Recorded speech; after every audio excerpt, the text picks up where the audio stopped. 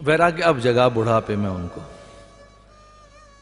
जिन्हें सत्यवादी कहते थे, जिनके पास निरंतर कृष्ण रहा, जगन्नाथ जिनका रथ हाँकता रहा, जिनके घर में जगन्नाथ की बुआ आई, उन्हीं की ये संतान हैं। कौन्तेय, ये कुंती के पुत्र, ये प्रथा पुत्र, जगन्नाथ की बुआ जिनकी, उनसे बच्चे पैदा हुए। जगन्नाथ की भगिनी सुभद्रा, अर्जुन के घर में इतने अंश भगवान की जिनके घर में हो, बैराग नहीं जगा उनको। बैराग के लिए मारे मारे फिरते रहे। बैराग बहुत ऊपर की चीज है।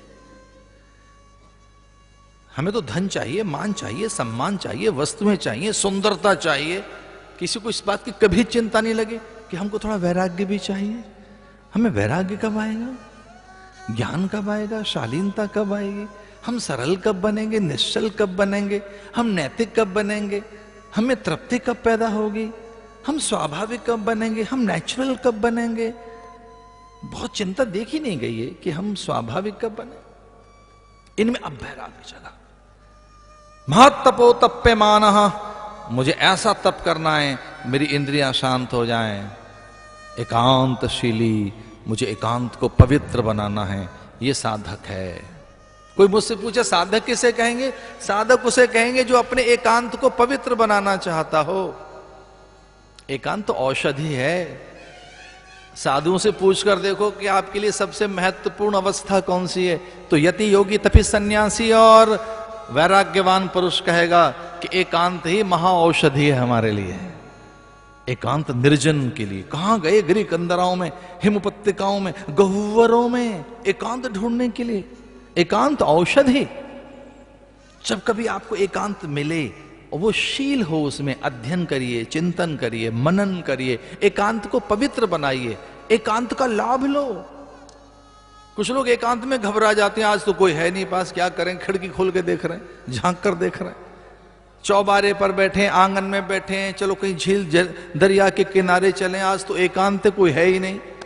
बुद्धू बक्सा खोले बैठे हैं, ऊल जलूल उसमें चित्र आ रहे हैं, और मन कितना बिगड़ा हुआ है कि हाथ में रिमोट है, एक जगह टिकता नहीं।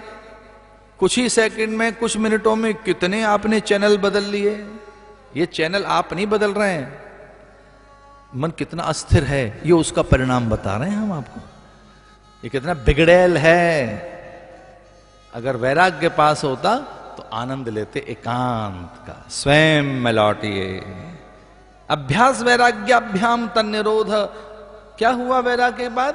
एकांत शीली जनांद बघिराकृति। कुछ देर के लिए अंधे बनो, कुछ देर के लिए कि हमें ऊल जलूल नहीं देखना है। थोड़ी देर के लिए बहरे बनो, बेकार की बात नहीं सुननी है। भैया कुछ देर के लिए गूंगे बनो, उतना ही बोलना है जितने में काम चल जाए, उतना ही बोलना है। सार्थक, सुंदर, संतुलित, व्यवस्थित अध्ययन के साथ, बड़ी माधुर्य के साथ, बड़ी मिठास के साथ। साधक उसे कहते हैं इसको बोलना आ गया। साधक उसे कहेंगे इसको बोलना आता है, जिसको बोलना आ गया, इसको सुनना आ गया, जिसको करना आ गया। जिसको बोलना नहीं आता, जिसको सुनना नहीं आता, जिसको करना नहीं आता, जिसको सोचना नहीं आता, अभी वो आदमी ही है, साधक नहीं। मैं तपो तप्य माना परिमित आहार। थोड़ा आहार लीजिए, आहार सही बनाइए। जो आपकी थाली में वही आप बनने वाले हैं, ये सच है। आप क्या बनने वाले हैं, जो थाली में रखा है वो आप बनने वाले हैं। आपकी थाली में क्या रखा है वो आप बनने वाले हैं। जो भी थाली में है, जैसा भी थाली में भोजन है तो भोग बनने वाले हैं। और भैया थाली में प्रसाद है तो परमात्मा की ओर जाने वाले हैं। थाली में रखा क्या है, भोजन या प्रसाद? थाली में व्यंजन है, भोग रखा है। थाली में अगर भोग है तो भोगोगे। भोजन भोगा जाता है, और भोजन जैसा है वैसे आप बनेंगे। और थाली में प्रसाद है तो वो तो परमार्थ की ओर लेकर जाएगा, हर चीज बदल देगा। थाली में क्या रखा है, ग्लास में क्या रखा है, और लंबे समय तक आहार कैसा रहा है। अन्न से मन बनता है, आहार शुद्धि, सत्व शुद्धि, उनकी चेतना तब छलांग लगा पाती है जब अन्न शुद्ध हो, अन्न पवित्र हो। इसलिए यव, तिल, जौ, तिल, अक्षत, उनसे पिंडदान कराया जाता है आटा बनाकर। मंत्रों से छलांग, जो चेतना अटकी है उसको ऐसे उसको जंप किया जाता है, उसे कुदाया जाता है। वो जिस एक ऑर्बिट में उलझी हुई है, लोक में उलझी हुई हैं जो चेतनाएं, उनको यहां से अन्न जल के द्वारा यहां से तरंगें भेजी जाती हैं मंत्र के द्वारा। श्राद्ध और तर्पण के समय ओम पितरः सौम्यासा पितरः पितामह प्रपितामह पवित्रेण शतायुषा ओम पितरः तर्पयामी तर्पयामी तर्पयामी, ऐसा कहकर यहां से उन्हें बूस्टअप किया जाता है। ये बहुत सूक्ष्म विज्ञान है। अन्न के द्वारा, अन्न में भी तिल के द्वारा, जौ के द्वारा, दूर्वा के द्वारा। दूर्वा में विद्युतीकरणों का अद्भुत प्रभाव होता है। तुलसी के द्वारा, बिल्व के द्वारा, विजया के द्वारा, इनमें अद्भुत तरंग है, अद्भुत तरंग है। एक बार बिल्व पत्र आपने छुआ, तुलसी छुई, दुर्वा छुआ, धतूर छुआ आपने, धतूर पत्र, आक पत्र, विजया पत्र, तुलसी पत्र, बिल्व पत्र, इसके स्पर्श करने से ही कौन कौन सी उंगलियों से कैसे स्पर्श होगा, आप में वो चेतना छलांग लगाएगी, आपकी देह धरातल से ऊपर उठेगी, देह धरातल से। इसे एक चीज सुनने वाली है और करने वाली है, वह आहार शुद्धि, आहार शुद्धि, सत्व शुद्धि। आहार अच्छा बनाइए अपना। मैं तपो तप्यमाना परमेतार एकांतशीली। और क्या करें? प्रारब्ध को भोगना सीखें, प्रारब्ध को समझना सीखें कि जो है सामने ये अपना ही परिणाम है, जो है सामने वो हमारा स्वयं का परिणाम है। तो कैसे इसे जिए? दो हिमालय चले गए, उत्तराखंड, उत्तरांचल, जहां उत्तर मिलते हैं जीवन के। वैसे तो धरती का कोना कोना पवित्र है। मेरी ऐसी मान्यता है कि इस ब्रह्मांड का हर कोना पवित्र है, हर भूमि पवित्र है। ऐसा कैसे कह सकते हैं कि कोई एक ही स्थान पवित्र है? ब्रह्मांड में जो जितने कोने, जितनी दिशाएं हैं, जितनी भूमि है, जितना आकाश है, सब भगवान का है। जब सभी भगवान हैं तो ये कैसे कहें कि एक ही कोना बहुत बड़ा है? फिर भी किसी पश्चिमात्य दार्शनिक से उसके अनुयायी ने पूछा कि धरती का पवित्रतम स्थल, दिव्यतम, जहां चेतना का उत्कर्ष होता हो, मनुष्य को उन्नति प्रगति मिलती हो, जहां चेतना तत्काल सत्य को उपलब्ध हो सके, वो कोना कौन सा है? धरती का वो कोना। मैक्स मुलर ने विश्व के मानचित्र पर छड़ी घुमाते हुए कहा कि देखो देखो इधर ध्यान दो, ये कोना हरिद्वार से ऊपर छड़ी अटक गई। और पूछा उनके अनुयायियों ने ये कौन सा स्थान है? तब उन्होंने कहा ये हिमालय, ये हिमालय है। बोले ये हिमालय। मैं तो बहुत आदर करता हूं माउंट एटलस का, और भी जितने पहाड़ हो सकते हैं। मैं तो सारी नदियों का आदर करता हूं, ऐसा नहीं है। सारे पहाड़ देख लिए हमने, तो अलास्का तक के पहाड़ देख लिए, ऊपर तक के पहाड़ देखा है। लेकिन ऐसा कहते हैं जो वाइब्रेशंस, जो तरंगे, जो एक प्रकार की चित्त को स्थिर कर देने वाली ऊर्जा और ओज हिमालय में बिखरा है। वहां की जो वनस्पति, जड़ी बूटियां हैं, वहां का जो पुण्य प्रपात और उनका एक प्रभाव है, वो कुछ और है भाई। इसलिए वो हिमालय निकल गए, हिमालय की ओर गए। वो वहां उत्तर मिलते हैं जीवन के। और सुजान, बुद्धिमान कौन कौन है? सुजान और बुद्धिमान जिसने अपने जीवन के उत्तर ढूंढ लिए, जिसने अपनी पहेलियों का हल ढूंढ लिया, जिसने अपनी शंकाओं का समाधान कर लिया, वही तो बुद्धिमान है। जिसने अपनी शंकाओं का समाधान नहीं किया, प्रश्नों के उत्तर नहीं ढूंढे, जिसने अपने जीवन की पहेलियों का हल नहीं निकाला, पहेली बनी हुई है जस की तस, तो बुद्धिमत्ता क्या रही? इसलिए परीक्षित,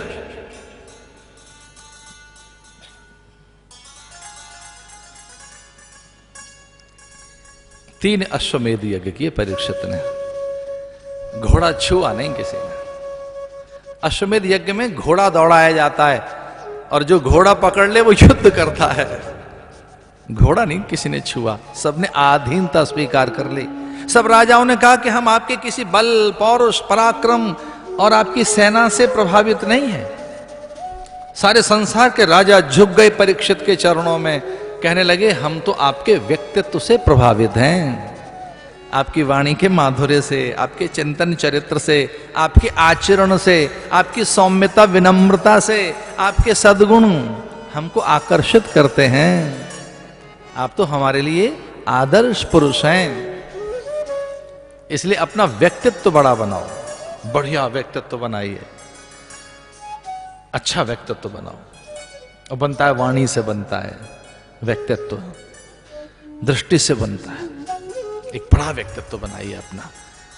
बड़ा महल न भी बन सके तो बड़े विचार तो बन सकते हैं, बड़े विचार तो बनाए जा सकते हैं, बड़ी सोच बनाई जा सकती है। एक बड़ा महल तो नहीं बना सकते, पर बड़ी सोच तो बना सकते हैं, बड़े विचार तो बना सकते हैं। वो बड़प्पन लाइए आप। आइए परीक्षित के चरित्र में चलते हैं। सद्गुणों के संचय से मैंने बात शुरू की कि कैसे गुणों का संचय करें, किस प्रकार से अभ्यास करें, ज्ञान वैराग्य को कैसे इकट्ठा करें, तुलसी की चौपाई के साथ में। और ये मुझे बहुत आकर्षित करती है चौपाई। इस चौपाई के साथ चलते हैं। जैसे एक एक बूंद से घट भर जाता है, जैसे जल का स्वभाव है कि वो निचले स्तर की ओर दौड़ता है।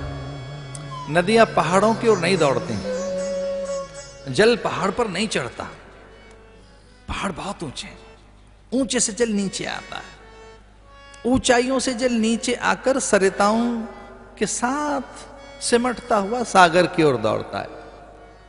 ऐसा कभी नहीं होता कि सागर पहाड़ चढ़ता हो, सागर कभी पहाड़ नहीं चढ़ता। हां, कभी सागर का मन हो कि मुझे मीठा बनकर बरसना है तो बादलों के साथ जुड़ता है, आकाश तक पहुंचता है, फिर नीचे धरती पर आता है। उसे लगता है कि मीठा बनना है तो बादलों के साथ जुड़ता है, वाश बनकर, भाप बनकर, बादलों के पंख के साथ उड़ता है। बड़ी सुंदर सी कथा है भागवत की, धन्या भागवती वार्ता। ऐसा कहते हैं भागवत की वार्ता धन्यता लाती है। सर्व सिद्धांत निष्पन्नम, सारे सिद्धांत इसमें छुपे हैं। सर्व सौख्य कर्म शुभम, जीवन की शुभता, सौख्यता, पवित्रता इसमें छुपी है। परीक्षित पूरी धरती के स्वामी बन गए और 32 वर्ष तक कलयुग प्रतीक्षा करता रहा उनकी। अगर आप साधक हैं तब क्रूर ग्रह, नीच ग्रह, ऐसे ग्रह जिसमें कई बार आपके आसपास में भौतिकी, आर्थिक असंतुलन दिखता है, उसी के नाम तो ग्रहों का प्रभाव है। और क्या है? कुछ आपकी भौतिकी, आर्थिक अनुकूलताएं जब आपके हाथ नहीं होती, सांसारिकता आपकी जब सरक जाए, कुछ सम्मान न मिले, स्वास्थ्य ठीक न हो, शरीर ठीक न रहे, इसी का नाम तो ग्रहों की प्रतिकूलता है। 32 वर्ष तक कलयुग प्रतीक्षा करता रहा और फिर वो एक दिन सामने आया जब हिंसक मन बना राजा का, प्राण घातक मन बन गया, मृगया करने का मन जब बना, आखेट करने का मन जब बना, शिकार खेलने का जब मन बना राजा का, दक्षिण दिशा की ओर गए और तब कलयुग से उनका साक्षात्कार हुआ। एक विचित्र सा प्राणी उन्होंने देखा। कई बार देखा जा सकता है, समय को पहचाना जा सकता है, पूरा समय कई बार बड़ा विद्रूपित, बड़ा कलुषित, बड़ा प्रदूषित। कभी कभी आसमान भी ऐसा लगता है कि आज आसमान इतना मैला सा क्यों है। कभी आसमान भी बड़ा मैला सा दिखता है, धूल है आसमान में, कई बार धुंध है, कोहरा है, बड़ी धुंध, बड़ा कोहरा। कई बार कुछ ऐसे बादल जो डराते हैं, दिन में अचानक रात पैदा कर देते हैं। तो कोई एक समय ऐसा होता है, कई बार वो अच्छा नहीं लगता, पतझड़ सा, पूरी धरती की हरितिमा खो गई हो, कोई पल्लव पात और फूल न हो, कोकिल न हो, कभी कभी बगीचा भी सुंदर नहीं दिखता। वो बगीचा जो महक रहा होता है, सुरभित और कुसमित होता है, वो बगीचा जो सुगंध से सबको आकर्षित करता है, कभी ऐसा बगीचा, कभी ऐसा पेड़ जो ठूठ हो गया है, और तो और कभी कभी अपना भी शरीर अच्छा नहीं लगता, खुद से भी कई बार एक प्रभाव होता है, कई बार हर व्यक्ति पर, वस्तु पर एक प्रभाव होता है। तब राजा को भी अच्छा नहीं लग रहा था एक व्यक्ति को देखकर। किसको देखकर बहुत अच्छा लगता है? जो सभ्य हो, शिष्ट हो। किसे देखकर अच्छा लगता है? जो संयत हो, शालीन हो, जो निष्ठावान हो, चरित्रवान हो। किन्हें देखकर अच्छा लगता है? उनको देखकर तो पुण्य बताए गए, साधु नाम दर्शनम पुण्यम, संत दरस जी में पातक टरहे, ऐसा बताया गया। कुछ औषधियां ऐसी, उनका स्पर्श करने से ही चेतना उन्नत होगी, बड़ी ऊर्जा मिल जाएगी। कुछ औषधियां तो ऐसी बताई गई, छुओगे तो छूने के साथ ही, स्पर्श के साथ ही एक गंध मिल जाएगी। अब तो ये चिकित्सा विज्ञान कहां पहुंचा है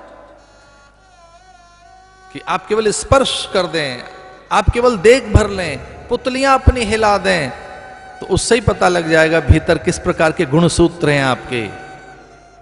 यहां तक पहुंच गया चिकित्सा विज्ञान।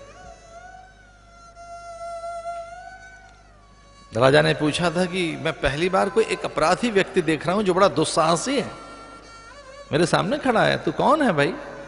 तेरी आंखें लाल लाल अंगारे की तरह से दिख रही हैं, दुर्गंध तेरी देह से, बिखरे हुए तेरे बाल, ओठ चबा रहा है तू, दुर्गंध के साथ साथ तुझमें छल भी दिख रहा है। एक अधम प्राणी, ऐसा लग रहा है कि तूने बड़ा कोई अपराध किया है, बड़े नियम तोड़ दिए, तूने सारी मर्यादाओं को तोड़ दिया है। तू किसी वर्जना सीमा को मानने वाला नहीं है, तू बड़ा हिंसक प्राणी है, तू लोभ और अपने लाभ के लिए किसी के भी प्राण ले सकता है। कौन है भाई? क्या तूने कोई दुराचार, पापाचार किया है? तूने कोई अत्याचार किया है? तूने कभी किसी के अनायास अकारण प्राण छीन लिए हैं? कौन है? वो पुरुष कहता है, महाराज मैं तो काल हूं, जब इस धरती पर सत्यता रहती है तब मैं सत्युग कहलाता हूं। भारी तप के समय जब सत्यता खो जाती है, केवल यज्ञ रह जाता है, तो मैं त्रेता कहलाता हूं। जब त्रेता और सत्य दोनों नहीं रहते, दान रह जाता है, तो मैं द्वापर कहलाता हूं। और जब ये तीनों चीजें खो जाएं तो मैं फिर कलयुग कहलाता हूं। कलयुग, कल पुर्जों का युग, यंत्र का युग। कलयुग माने फिर यंत्र की अधीनता का युग हूं मैं तो यंत्रों के अधीन हूं, पदार्थों के अधीन हूं, मशीन के अधीन हूं। भागवत में कहा है मशीनी युग आएगा, कल पुर्जों का युग आएगा। कल पुर्जे, कलो युग, कल युग यानी पुर्जों का युग, मशीन का युग, तकनीक का युग। और कैसी तकनीक आई? सूचना की तकनीक, संचार की क्रांति कैसी पहुंची? ये कौन सा युग है? तकनीक का युग, संचार का युग, कल पुर्जों का युग, मशीन का युग। कि अब कोई बात पूछनी है तो दादी अम्मा और बुजुर्गों से, गुरुओं से के पूछे, www और गूगल में डाल दो, पूछ लो क्या पूछना है। अरे कमाल करते हो, कोई बात पूछनी है तो पूछो दादी अम्मा से, अरे पूछो मुहूर्त पूछना है गुरुओं से, संत सत्पुरुषों से, माता पिता से, संत जनों से। एक बजरबट्टू हाथ में और उसमें कुछ डाल के ढूंढ रहे हैं, अब पूनम कब है, तिथि, अरे उसमें पता ही लगेगा तिथि क्षय कब है, किस डिग्री पर सूरज कहां है। वो कहते हैं हमारा वो भी पता लगा लेंगे, आप निश्चिंत रहिए। कल युग, कल मैंने पुर्जे का युग, एक्चुअली पुर्जे का युग, यंत्र का युग, मशीन का युग, तकनीक का युग। किसका युग है? ये मशीन का युग। अबे धन्य है मशीन, धन्य है मशीन की निंदा तो नहीं कर सकते। 120 साल पहले आदमी बैलगाड़ी में चलता था और अब वो मंगल पर, चांद पर कहां पहुंचा है। हल्के से आप अंक ऐसे कुछ करते हैं, 9, 8, 10, 5 पता नहीं कौन से आप अंक डायल कर रहे हैं, अभी पूरे पूरे वो डिजिट्स ड्रॉप नहीं हुई, वो पूरे अंक आपने डायल नहीं किए, अभी पूरे कर दिए, झटपट छलांग लगाकर आकाश में गए, वो 35,000 किलोमीटर ऊपर, वहां से ढूंढकर वहां पहुंच गए जिससे बात करानी है। घंटी बज गई, लो कर लो बात, कुछ फ्यू सेकंड के अंदर, फ्यू सेकंड कर लो बात, दुनिया मुट्ठी में। ये कौन सा युग है भैया? कलयुग मशीन का युग, यंत्र का युग। इसलिए उसको इतना निंदनीय भी मत कहिए। उद्योग न हो, मशीनें न हो, और ये तंत्र न हो, सूचना की तकनीक न हो, संचार की तकनीक न होती तो आदमी वहीं रहता। कलयुग तो उसने कहा मैं अधीनता का युग हूं। तो पूछा राजा परीक्षित ने कि तू कलयुग है, मशीन का युग है, पुर्जे का युग है, कल का युग है, यानी कली माने पुर्जा, यंत्र, उसे चलाएगा कौन? उसने कहा जो मुझ में डाल दोगे मैं वही बोलूंगा, मुझे जैसा चलाओगे मैं दोनों चीजें कर दूंगा। मैं वरदान भी हूं, अभिशाप भी हूं। मेरा ठीक प्रयोग करोगे तो मैं वैसा हो जाऊंगा, अन्यथा मैं अभिशाप बन जाऊंगा, मैं भारी विनाश कर दूंगा। मैं भारी चीजें, अब तो उस तरह से आने वाली हैं चीजें। रोबोट काम कर रहा है अब तो, मशीन का युग। आदमी धीरे धीरे धीरे सिमट जाएगा। तो कैसा युग आया है? तो उसने कहा मैं वो युग हूं कि जिसमें साधनों के अंबार होंगे, अपरिमित साधन होंगे, अंतहीन साधन होंगे, अपरिमित साधन, अंतहीन साधन। लेकिन उससे पैदा क्या होगा? असीम असंतोष पैदा क्या होगा? अंतहीन साधनों की कोख में से क्या निकलेगा? असंतोष। तो बोले मैं संतोष नहीं दे पाऊंगा, शांति नहीं दे पाऊंगा, समाधान नहीं दे पाऊंगा। हाँ मैं सुविधा दे सकता हूं, और बहुत सुविधाएं एक काम करती हैं, आलसी बना देंगे। वहीं कैप्ट होके बैठे रहो, वहीं करते रहो, हाथ पैर न हिलाओ, वहीं बैठे रहिए। तो ये जो जनरेशन अब आ रही है और उसके बाद जो आएगी, उसे ज्यादा स्पेस नहीं चाहिए, तो 1 फुट में ही बैठी रहेगी, बस वहीं की वहीं। देखिए ज्यादा चीज नहीं चाहिए। क्या है ये? असंतोष। बहुत सुविधाएं क्या देती हैं? आलस्य, प्रमाद, प्रतिरोधात्मक शक्ति घटेगी, एक और चीज घटेगी उससे, स्वतंत्र चिंतन नहीं, अपने से नहीं सोचोगे।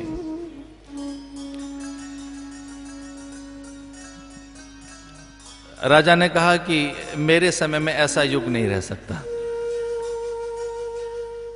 युग बदल सकता हूं मैं। और वेद में एक बड़ी सुंदर सी बात लिखी है, और वो ध्यान से सुनने की है। आप चाहें तो परिवेश, वातावरण और युग बदल सकते हैं। आप चाहें तो विचार देकर, विचार की क्रांति से, भावना देकर, अच्छी सुंदर भावना करते हुए युग बदल सकते हैं। हम बदलेंगे, युग बदलेगा। हम बदलेंगे, परिवार बदलेगा। हम बदलेंगे, परिवार बदलेगा। हमें बदलना है विचार अपने, हम जैसा सोचेंगे वैसा होगा। राजा ने कहा मैं युग बदल डालूंगा, मेरे सामने ऐसा युग नहीं हो सकता।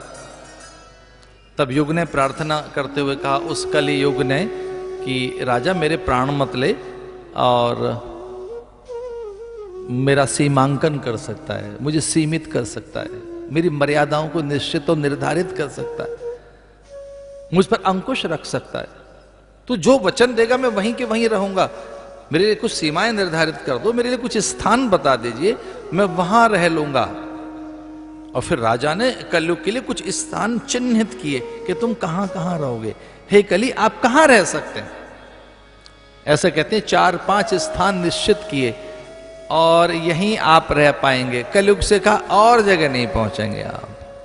अभ्यर्थित सदा तस्मै स्थानानि कलयौ ददौ द्यूतं पानं स्त्रियः सूना यत्र धर्मश्चतुर्विधः।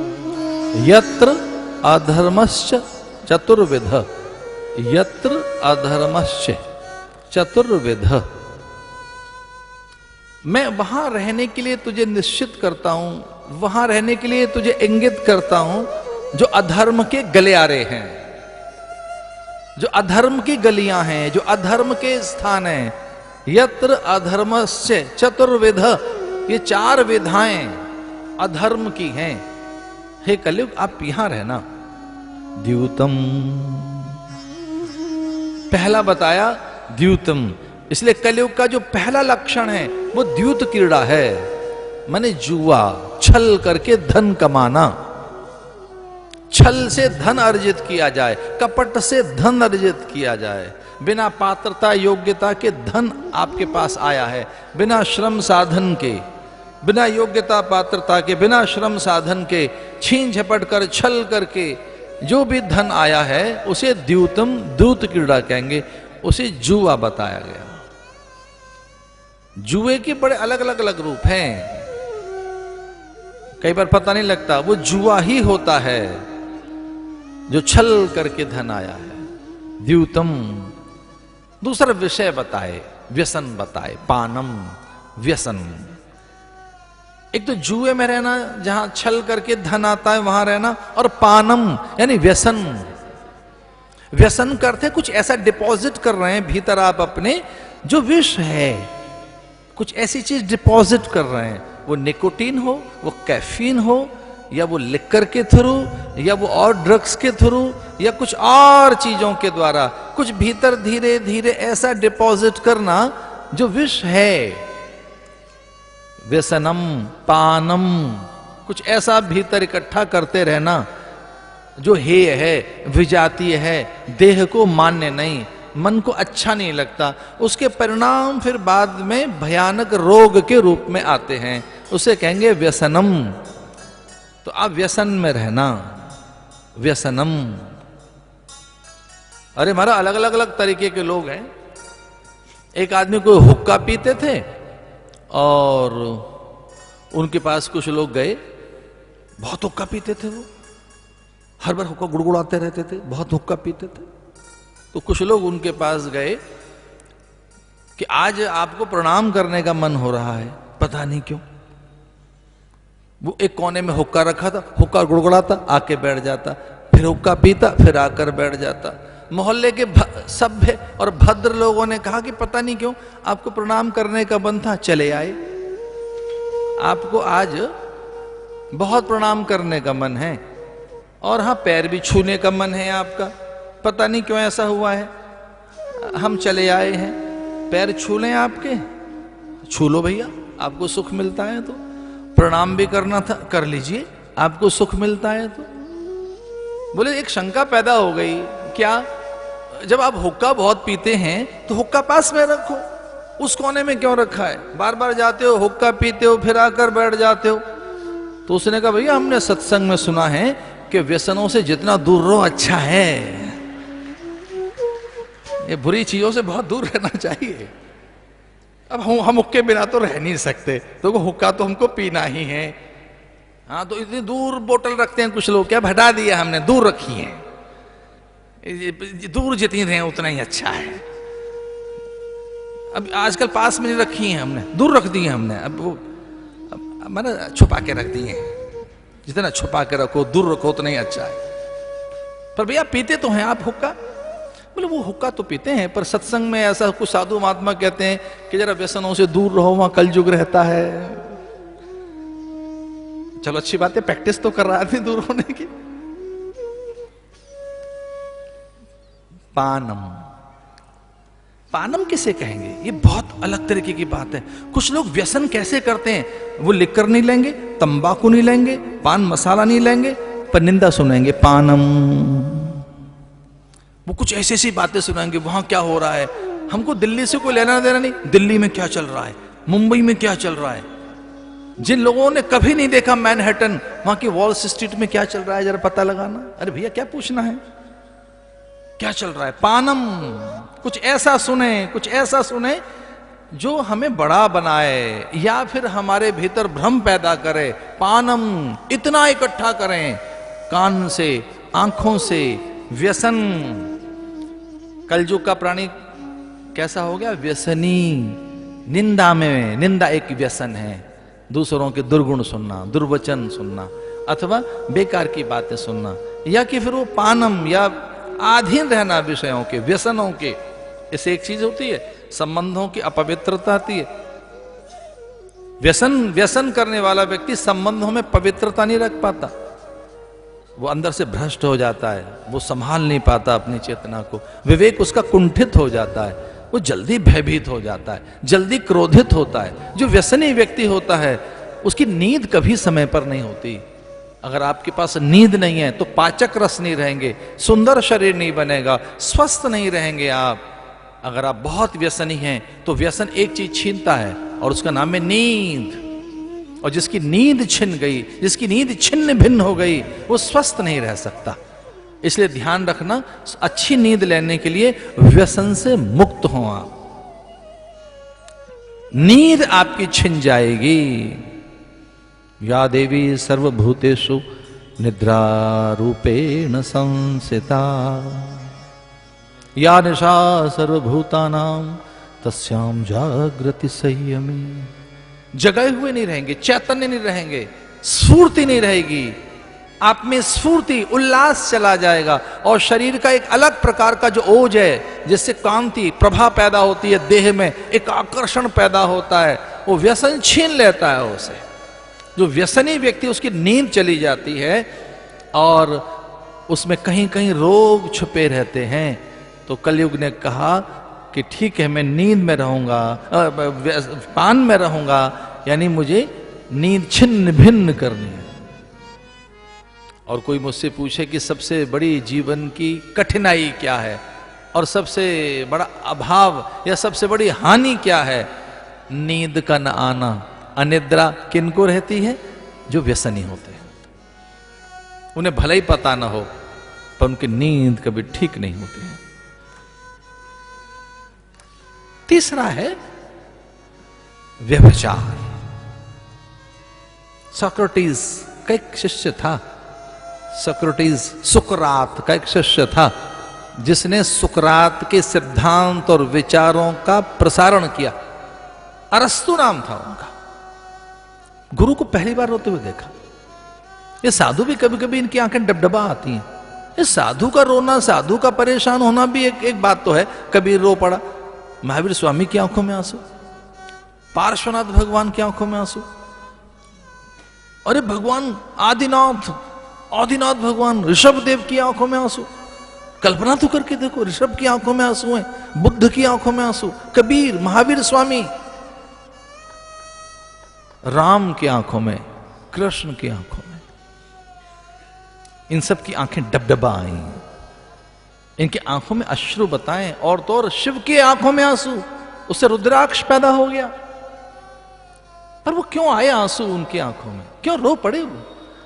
वो दूसरों के दुख देखकर रो पड़े, दूसरों का दर्द देखकर रो पड़े, दूसरों को कठिनाई में देख के रो पड़े। नारद की आंखों में आंसू, सुकरात की आंखों में आंसू जब देखे उसके शिष्य ने, और पूछा कि गुरुदेव, ये आपका दर्द तो नहीं हो सकता, ये आपका दर्द नहीं है, मैंने इस ढंग से कभी आपको रोते नहीं देखा, और गुरु ऐसे रोए ये अपशगुन है, अच्छा लक्षण नहीं है। और ऐसा ग्रंथ में लिखा है कि बड़े लोगों की आंखों में आंसू ना आए, अब वो अशुभ संकेत है, अनिष्ट के वो संकेत हैं। किन किन की आंखों में आंसू नहीं आने चाहिए? बालक, वृद्ध, रोगी, अतिथि, कन्याएं, इनकी आंखों में अश्रु ना आए। दीन के, दरिद्र की आंखों के आंसू ही तो हमें दया के लिए बाध्य करते हैं। अतिथि, अभ्यागत, आगंतुक, स्त्री, बालक, रोगी, वृद्ध, इनके आंसू देखकर दौड़ पड़ो सेवा करने के लिए। गुरु जो संत हैं, उनकी आंखों में आंसू नहीं आने चाहिए। और गुरु की आंखें गीली हैं। गुरुदेव, मैं मर जाऊं, मिट जाऊंगा, आप मुझे बताइए, मैं प्राण देने को तैयार हूं, आपकी आंखों के अश्रु नहीं देख सकता। हुआ क्या है आपको? तो सुकरात ने कहा था कि अरस्तु, तुम इन आंसुओं को पहुंच नहीं पाओगे, क्योंकि ये अश्रु बहुत अलग तरीके के हैं। अरे हुआ क्या है? बोले, मुझे लग रहा है कि मेरे देश की समूची संस्कृति का नाश हो जाएगा, ये संस्कृति खत्म हो जाएगी, जड़ें इसकी हिल जाएंगी। हुआ क्या है? बोले, मेरी बहु बेटियां और मेरे देश की नारियां तंग कपड़े पहनने लगी हैं। कुछ इस प्रकार का है उनके भीतर कि अब वो अपना प्रदर्शन करना चाहती हैं। मुझे हृदय से क्षमा करना, मैं तो प्रत्येक नारी में मां देखता हूं, और मां कोई भी वस्त्र पहने मुझे मान्य है, मैं ये नहीं कहना चाहता कि हमारी बहू बेटियां क्या पहने, जो उनको अच्छा लगता है वो पहने, मैं तो उनका वकील हूं, उन्हीं के साथ तो मैं खड़ा हूं। अरस्तु रो पड़ा, उसने कहा समूची संस्कृति का नाश हो जाएगा। और इकबाल ने लिखा यूनान, मिस्र, रोमा सब मिट गए जहां से, बात है कुछ ऐसी हस्ती मिटती नहीं हमारी। वो संस्कृति खुर्द-बुर्द हो गई, वो बेबीलोन की संस्कृति, वो इजिप्ट की संस्कृति, वो पिरामिड में उलझी हुई है, संग्रहालयों में पड़ी हुई है, वो संस्कृतियां म्यूजियम में पड़ी हुई हैं, कहीं वो सिविलाइजेशन दिखती नहीं। इस धरती पर वो सिविलाइजेशन कागजों में है, उनका जीवन नहीं, वो जीवंत नहीं है। क्यों? क्योंकि इसे वस्तु बना दिया है हमने, इसे विज्ञापन का साधन बना दिया है। इन बहु बेटियों से लाभ लेना चाहता है यूनान। ये ध्यान रखना, बहु बेटियों से अधिक लाभ न लें, उन्हें वस्तु न बनाएं, उनसे अधिक कमाने की प्रकृति हमारी पैदा ना हो और ये विज्ञापन की वस्तु बनाई जाएगी। ये कलयुग है। तो कलयुग ने जब चौथा स्थान पूछा कि मैं कहां रहूं, तीसरा तो कहा व्यभिचार। व्यभिचार, वो स्त्री हो या पुरुष हो, दोनों में जहां व्यभिचार है आप रहना।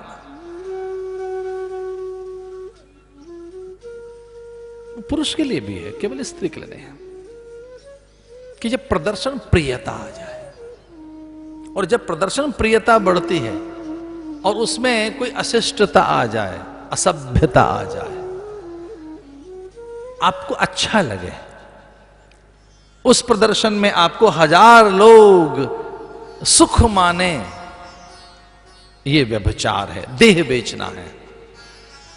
ये अपना सौंदर्यशील, अपनी पवित्रता, अपना सत्व, ये व्यभिचार बताया। कलयुग है भैया ये। हिंसा, चौथा स्थान। हिंसा का अर्थ क्या? हिंसा का अर्थ है कि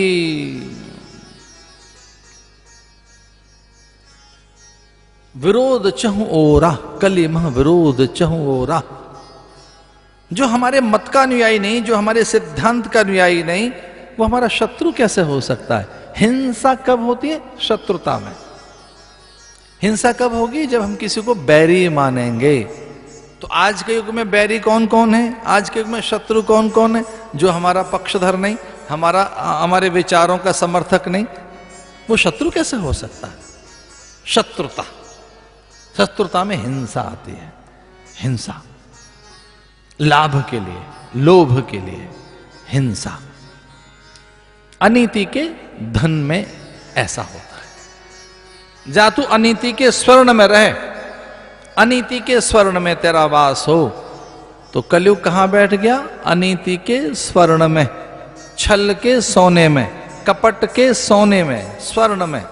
और स्वर्ण ही है जो मुद्रा का प्रसार करती है। कोई भी कंट्री कितनी करेंसी छाप सकता है? जितना उसके पास सोना है, सोने के हिसाब से। और अनीति का धन और स्वर्ण को किस तरह से उसके साथ मोनोपोली है, ये आपसे ज्यादा कौन जानता होगा? ये तो आप ही जानते हैं। स्वर्ण, कलयुग कहां है? सोने में।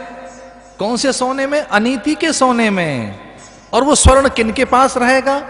उनके पास जो पवित्र हाथ नहीं है।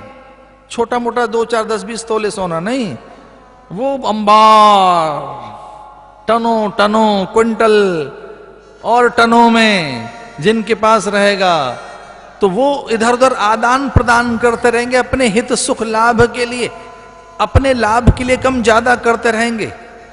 सोना, इसका मतलब क्या? सोना, सो मत, सोना, सोना, सोना मत, नो स्लीप, सोना। अरे कल्पना तो करके देखो, वो सीता जो महलों से निकल कर आई, सोने के मृग पर थोड़ा सा मन क्या गया, सीता जी सोने के महल में कैद हो गई। थोड़ा सा सोने के मृग पर मन क्या गया सीता का? अब जानते हो सीता का ध्यान कहां चला गया? सोने के मृग पर। रावण ने कहा कि वो थोड़ा मन ऐसा ही हो जाएगा। सीता अकाम है, आप काम, पूर्ण काम, निष्काम है। सीता के अंतःकरण में कोई कामना पैदा नहीं हो सकती, पर सोने में कुछ ऐसी चमक पैदा करना सोने में कुछ ऐसा आकर्षण पैदा करना, तू सोने का बन जाना तो सीता का मन तुझ पर आ जाएगा। महलों में से कनक भवन की बहू थी वो, और इतनी मणियां लेकर आई। कनक माने सोना। अरे सोने की क्या कीमत होगी डायमंड के सामने? मणियों की क्या कीमत होती है? मणियां क्या होती हैं? और सोना तो कुछ है उसके सामने। और चांदी बिचारी बहुत कम है।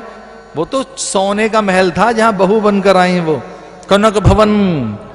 तो कनक भवन त्याग दिया उन्होंने, और जिसकी बेटी थी उसने मणि पर्वत दिया था।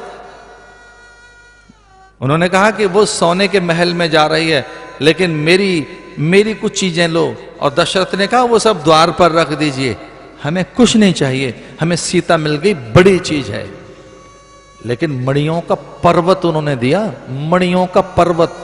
अयोध्या में इतनी मणियां पहुंची, इतने रत्न, इतने रत्न, इतने हीरे, पन्ने, पुखराज, मूंगे, माणिक के पहुंचे, इतने कि उनका पर्वत बन गया।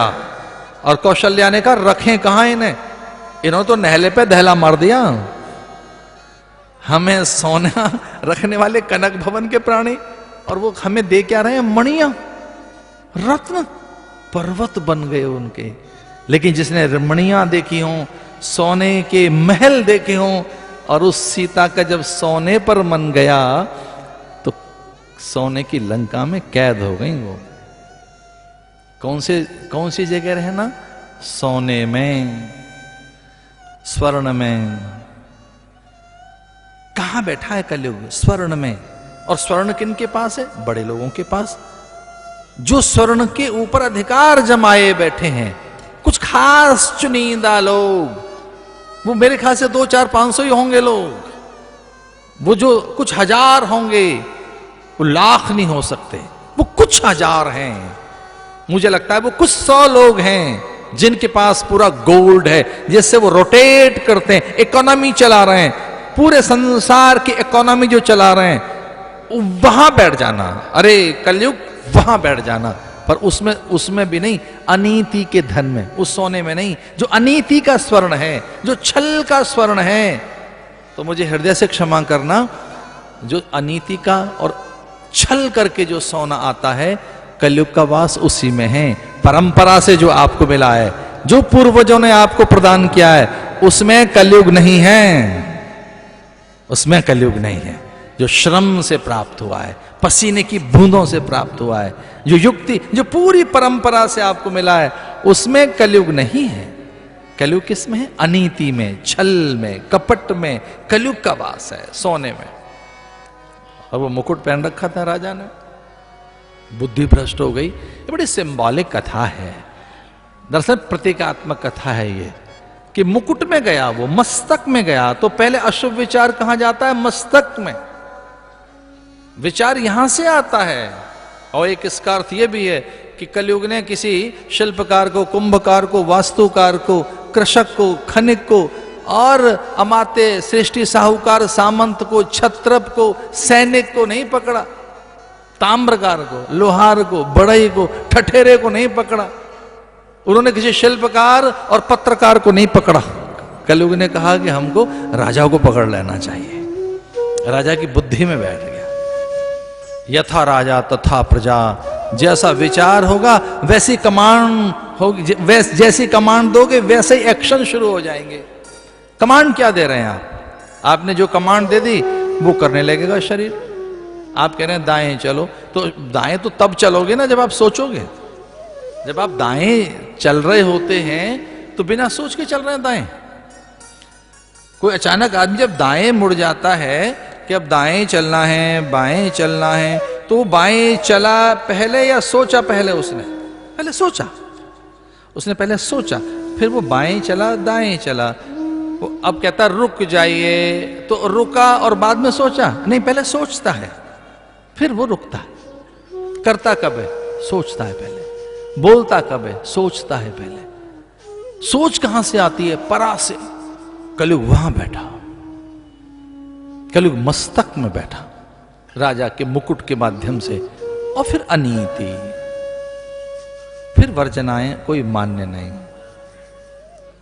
भागवत की कथा में आता है कि मरा हुआ सर्प एक राजा के गले में डाल दिया। व्यर्थ चेष्टाएं, व्यर्थ, अर्थहीन, जो सार्थक नहीं है। 24 घंटे का कोई एक हिसाब रख कर देखो, 24 घंटे का, हर एक एक घंटे के बाद एक पंक्ति लिखो कि इस समय क्या सोच रहे हैं। एक घड़ी पहनो ऐसी जिसमें अलार्म लगा हो, हर एक घंटे के बाद अलार्म बजे और उस समय आप लिखें कि इस समय क्या सोच रहे हैं। तो ऐसे 12 घंटे की 12 पंक्तियां, 12 सेंटेंस लिखिए ईमानदारी के साथ। अब क्या सोच रहे हैं, क्या कर रहे हैं, 12 घंटे के 12 सेंटेंस, क्या सोच रहे थे, क्या कर रहे थे, क्या बोल रहे थे। चलो 3 सेंटेंस लिख लीजिए, 3 वाक्य लिख लो। अभी ये सोच रहे थे, ऐसा बोल रहे थे, ऐसा कर रहे थे, लिख लीजिए। और 12 घंटे के वो जो 12 वाक्य या वो 36 या वो 54 जो वाक्य हैं एक साथ पढ़ोगे तो लगेगा किसी उस उन्मादे आदमी ने लिखा है, इसका कोई सीक्वेंस नहीं है, कोई तालमेल नहीं है, कोई तालमेल नहीं मिलेगा, वो आपस में मेल नहीं खाएंगे। हम बोल क्या रहे हैं, हम सोच क्या रहे हैं, हम कर क्या रहे हैं। कलयुग बैठ गया बुद्धि में। लेकिन ये 5 ही स्थान है। एक बहुत विश्वास के साथ बात बता रहा हूं, सतयुग पूरा सतयुग होता है, त्रेता पूरा त्रेता होता है, दान देने वाला द्वापर पूरा द्वापर होता है। हमारे ग्रंथ कहते हैं कलयुग सब जगह नहीं है, थोड़ी सी जगह। पूरा कलयुग कभी नहीं होता, कलयुग पूरा कलयुग कभी नहीं होता। कलयुग तो वहीं होता है जहां ये 5 जगह हैं। अनीति के स्वर्ण में है, छल में है, हिंसा में है, व्यभिचार में है, व्यसन में है, और उन बातों में है जो अमर्यादित हैं, अशास्त्रीय हैं। भूख प्यास लगाई, औषधि आधारित जीवन हो जाए, कलयुग उसे कहते हैं। अन्न की अधीनता में जो रहता है वो कलयुग का प्राणी है। तितिक्षा जिसके पास नहीं रहती, तितिक्षा का अर्थ है सर्दी गर्मी भूख प्यास मान अपमान में सम। जिसकी श्रद्धा चली जाए, तितिक्षा चली जाए, उपरति चली जाए, समाधान चला जाए, शम दम खो जाए, विवेक वैराग्य मोक्षा चली जाए, उसे कहते हैं कलयुग का प्राणी। जिसके पास ये चीज है वहां कलयुग फटक नहीं सकता, सब चीजें खो गई। कलयुग का प्रहार ऐसा आया, संयम चला गया। एक साधु बैठे हैं समाधि में, उसके पास राजा पहुंचा और राजा ने कहा, साधु उठ, मुझे जल फल दे, आसन दे, मेरा सम्मान कर, मुझे उच्च आसन पर बैठा। तो इसका अर्थ क्या हुआ कि हमें मान की मांग बन जाएगी, आदर की मांग बन जाएगी। भागवत में लिखा है कलयुग का प्राणी कौन होगा, जो अधिक आदर मांगेगा, अधिक मान मांगेगा, दूसरों से प्रसन्नता मांगेगा, दूसरों से सहयोग मांगेगा, दूसरों से सब कुछ चाहेगा, दूसरे उसे सुखी करें, आदर दें, सम्मान दें। तो कलयुग का आदमी कैसा होगा, याचक होगा, दूसरों के भरोसे जीने वाला, दूसरों से मांगने वाला, अपेक्षा करने वाला, जो दूसरों से लेता है, उसे कलयुग का प्राणी कहते हैं। जिसे दूसरे उठाते हैं और उठा हुआ मान लेता है, पता है वो कौन होता है, जो दूसरों से उठना चाहता है, खुद नहीं।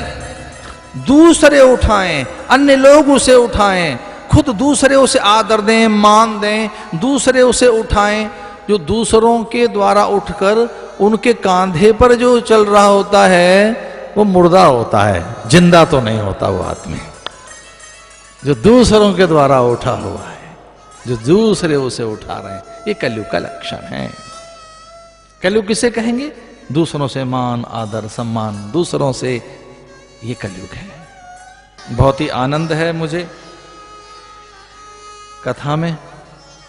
सुखदेव मुनि आ गए हैं, आज की कथा को यहीं पूरा करते हैं।